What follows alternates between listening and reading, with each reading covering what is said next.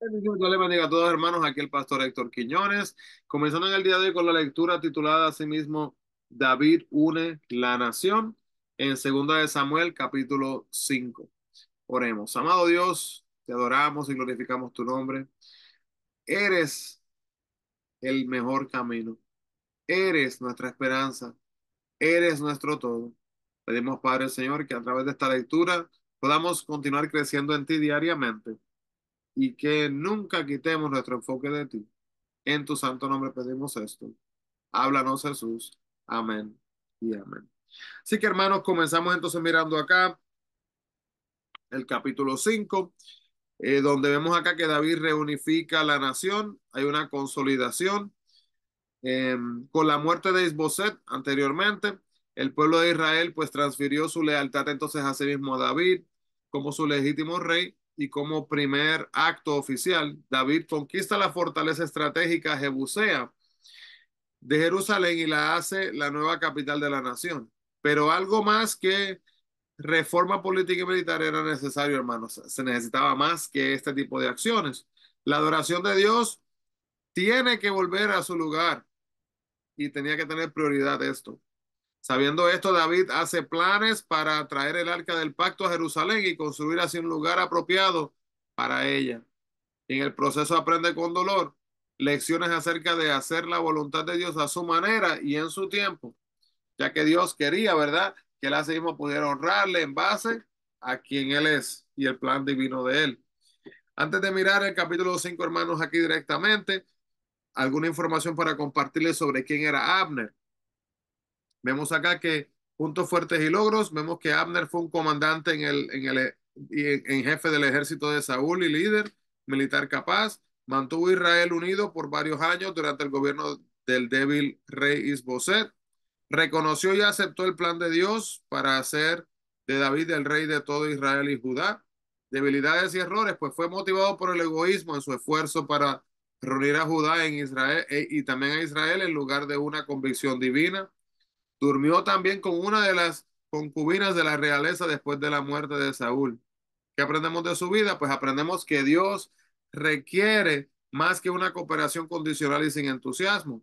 También, datos generales, vemos que el territorio es de Benjamín, donde toma lugar. La ocupación de Abner fue el comandante del ejército bajo los reinados de Saúl y de Isboset.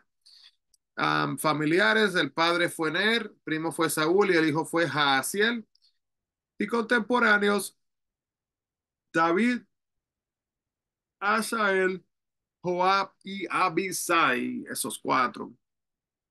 Y también, hermanos, más información, otra biografía sobre, antes de mirar el capítulo 5, Mical. ¿Quién fue Mical? Pues puntos, logros y fuertes de su vida. Ella amó a David y llegó a ser su primera esposa.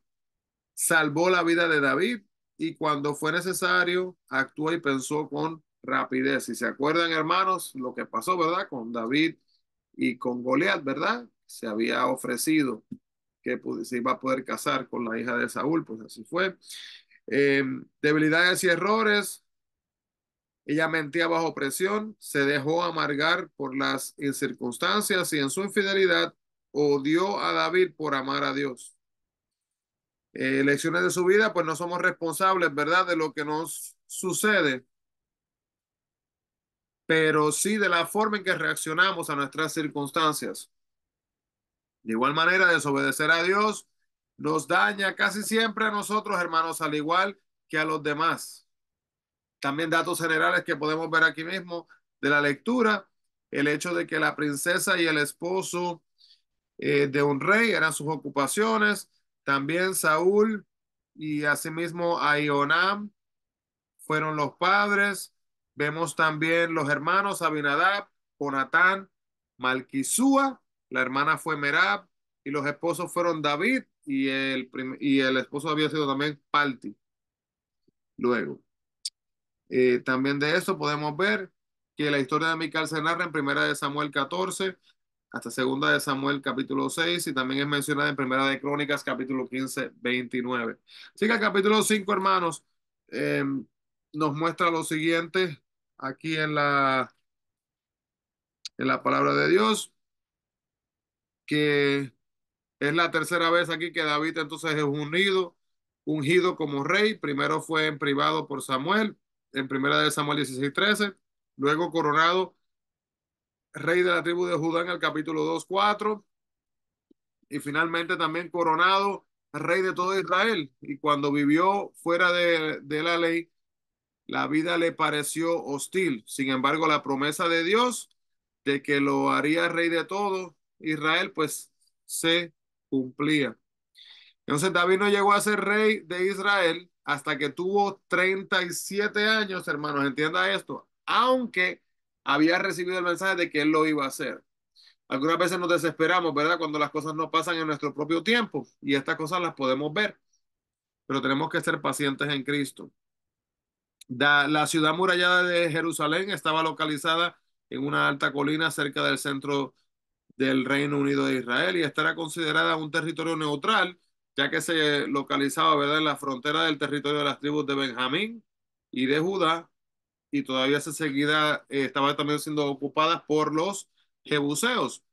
Entonces, podemos ver acá también que los jebuseos tenían una clara ventaja militar y se vanagloriaban de su seguridad detrás de los impenetrables muros de Jerusalén y también eran llamadas Sión. Pero pronto descubrirían, ¿verdad?, que sus paredes no los ayudarían, porque David lo que hizo fue que los tomó por sorpresa al entrar a la ciudad a través de un canal de agua. Así que solo en Dios estamos completamente sanos y salvos, hermanos. Vemos aquí en el capítulo 5:12 que dice, y entendió David que Jehová le había confirmado. Aún, hermanos, de los reinos paganos basaban su grandeza en la conquista, poder, ejércitos y riqueza. Pero David sabía, hermano, que su grandeza, ¿verdad?, venía exclusivamente de Dios. La fortaleza es una montaña en el desierto de Judá que usó David cuando se defendía de Saúl, como lo dice el capítulo 23:14, primera de Crónicas, capítulo 12, versículo 8.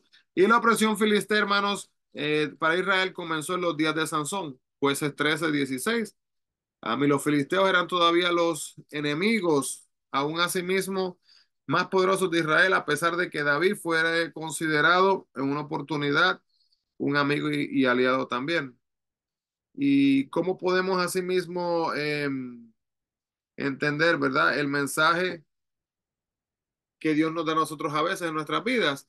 De tal manera le dio un mensaje a David, ¿verdad? Y cómo fue que David lo pudo procesar en el capítulo 5:19. Pues probablemente, hermano, había orado y el Espíritu Santo lo había urgido a actuar. Y esto pasa también, ¿verdad?, en nuestras vidas. Algunas veces también puede quizás un profeta, puede haber compartido entonces la palabra. Pudo haber sido también el sumo sacerdote en aquel momento, que quizás consultaba entonces usando el Urim y el Tumim, ¿verdad? Como manera de determinar.